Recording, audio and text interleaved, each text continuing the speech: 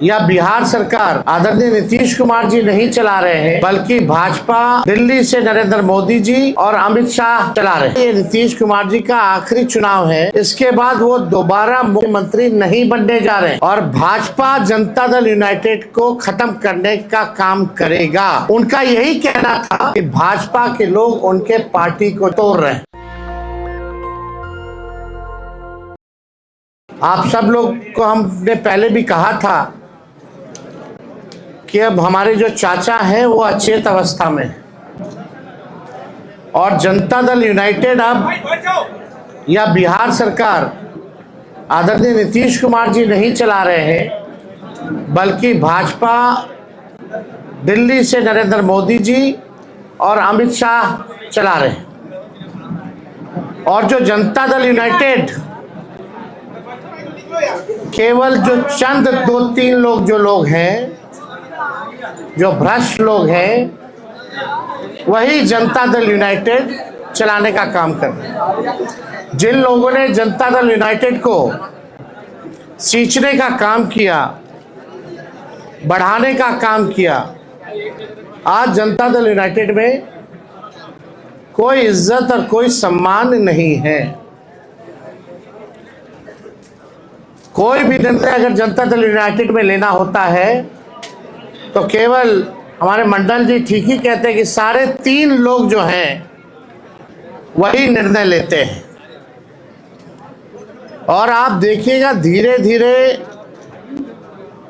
हमने पहले भी कहा ये नीतीश कुमार जी का आखिरी चुनाव है, इसके बाद वो दोबारा मुख्यमंत्री नहीं बनने जा रहे हैं और भाजपा जनता दल यूनाइटेड को खत्म करने का काम करेगा। इसी डर से 2022 में आदरणीय नीतीश कुमार जी हम लोगों के साथ आए और हम लोगों ने उनको समर्थन देकर के पुनः मुख्यमंत्री बनाया। उनका यही कहना था कि भाजपा के लोग उनके पार्टी को जो है तोड़ रहे हैं।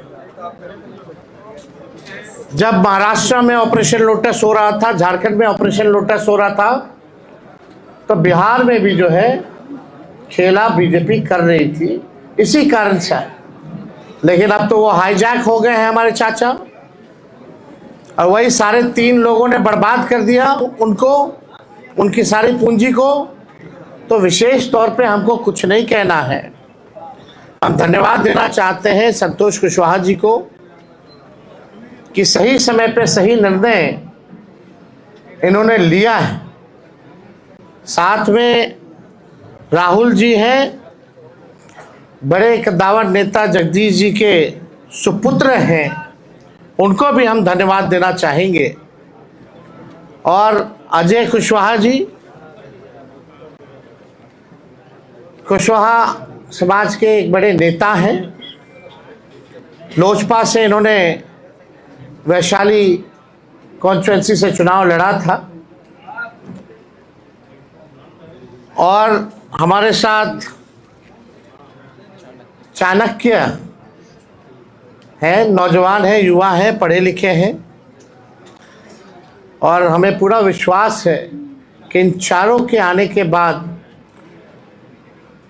अब जो हमारे सामने जो चुनौतियां आएंगी, खास तौर में जो पूर्वांचल का इलाका है, जो पूर्णिया का इलाका हो, बांका का इलाका हो, कटिहार का हो, जहां पिछले बार थोड़ी मोड़ी हम लोगों की पार्टी द्वारा कमी रह गई थी, इस बार उन इलाकों में हम मजबूती के साथ चुनाव लड़ेंगे और जीतेंगे। और ये शुभ संकेत है कि आने वाले आगामी चुनाव यानी 14 नवंबर के बाद जो 14 नवंबर को जो रिजल्ट आएगा वो महागठबंधन के पक्ष में आएगा। नेशनल दस्तक की आपसे गुजारिश है कि अगर इसको बचाना चाहते हैं तो नेशनल दस्तक को सब्सक्राइब करने के लिए रेड कलर के सब्सक्राइब बटन को दबाएं, फिर बेल आइकन की घंटी दबाएं। नेशनल दस्तक को बचाने के लिए बहुत जरूरी है कि हर खबर को शेयर करें, लाइक करें, कमेंट जरूर करें।